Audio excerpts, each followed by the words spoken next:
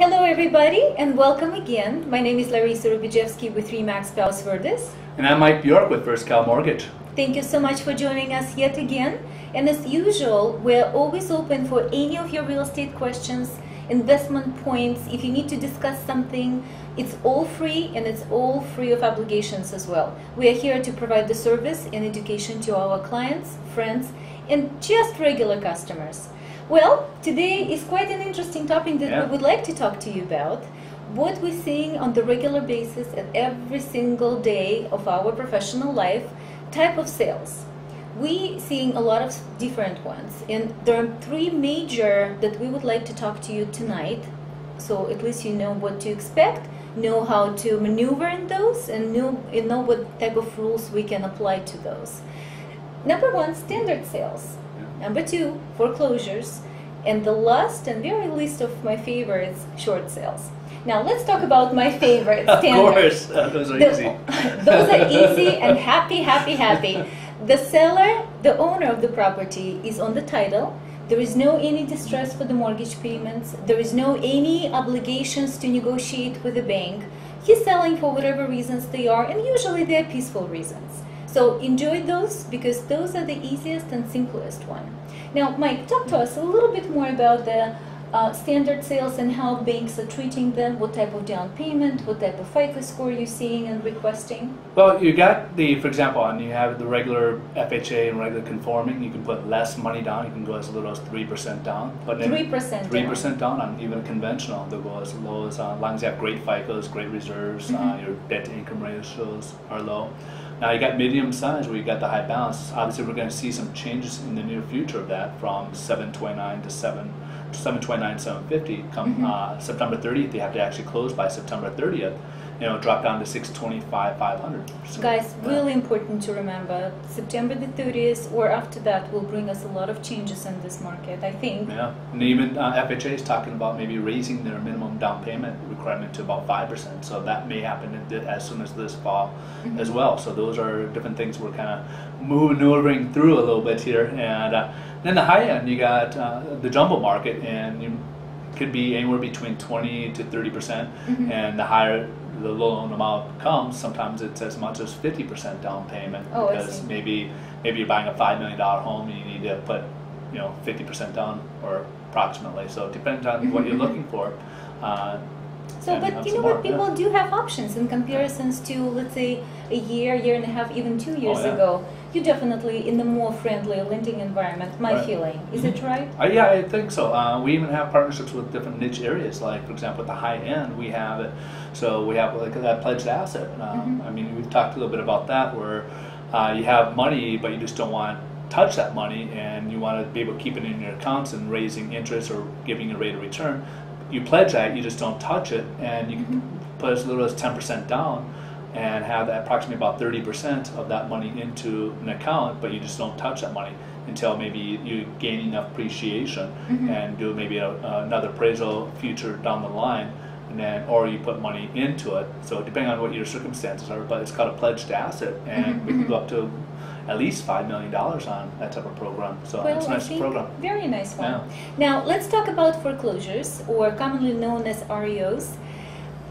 Situation when the owner is gone, the bank is the seller, and for some weird reason, banks have a tendency not to live at the property, meaning that the property condition might be quite challenging, number one. Number two, seller, the bank, has no idea what type of disclosures to give you as a client or to the future owner.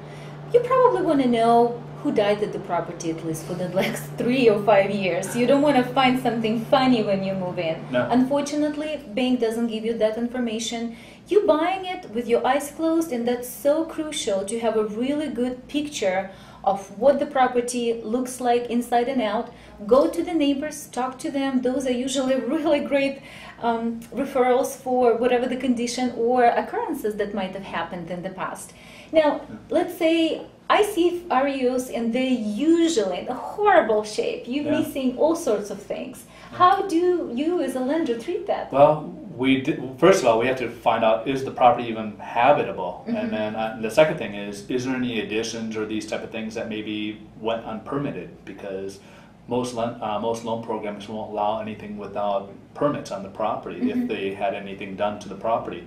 And if it's not inhabitable, on a lower end, it's a little bit easier because we have what they call rehab loans out there, like the FHA 203K rehab loan. And they only give you a little bit of money. They don't want you to basically redo the whole house. It's not a construction loan, but it's something that'll give you some improvements a little bit, and it gives you approximately about $30,000 to fix up the property to make it habitable. Oh, so the banks do give concessions now. They do give some concessions on, and they'll go above what you're paying on that. What they're going to do is with a special appraisal, they'll look at what additions we're going to do to it, and then base it on that. So that's going to be also one of your key things is how much of an improvement is it going to bring up your value by doing that, and you may have to come out of pocket if the value is not quite there. So you still may have to come out of pocket. It can be costly, so you're dealing with higher interest rates, plus they have different fees attached to that, so it can be a little bit more costly. Most ideally, my recommendation is if you had the cash, get as little down payment you can, put that cash, use it towards labor, maybe go to somebody like a Home Depot or like for the home improvement. Home improvements, and give you some type of good discounts or terms. Many times it's interest-free on some of their appliances because they're trying to move kitchen appliances and such down the line. They'll give you good deals on their, on terms. So interest-free for a year or 6 months, whatever. Only in America. That'd be nice. That's amazing. They're desperate for business, so. Well, looks like they have to be flexible too on that. All right, so let's talk about my very last and very least favorable one, short sales. And they are ugly in 99% of the cases.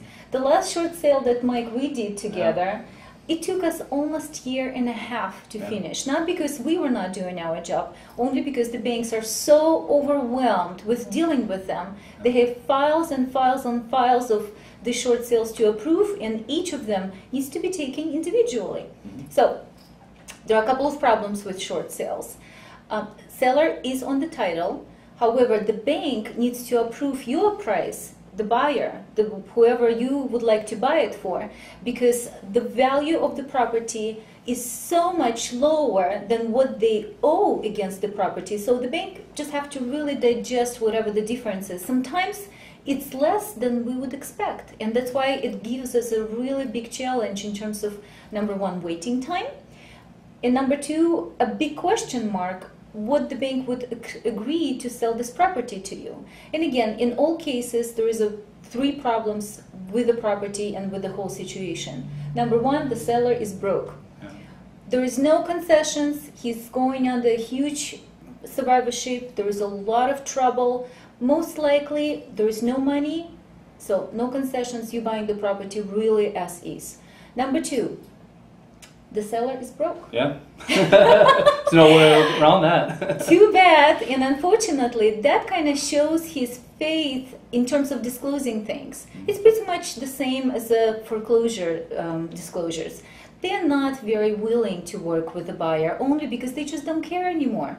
Number three, Mike. He's broke. Yeah. That brings a lot of challenges as well for the property condition, because most likely it's going to be deferred maintenance all over the place, and you have to be ready to buy it as is.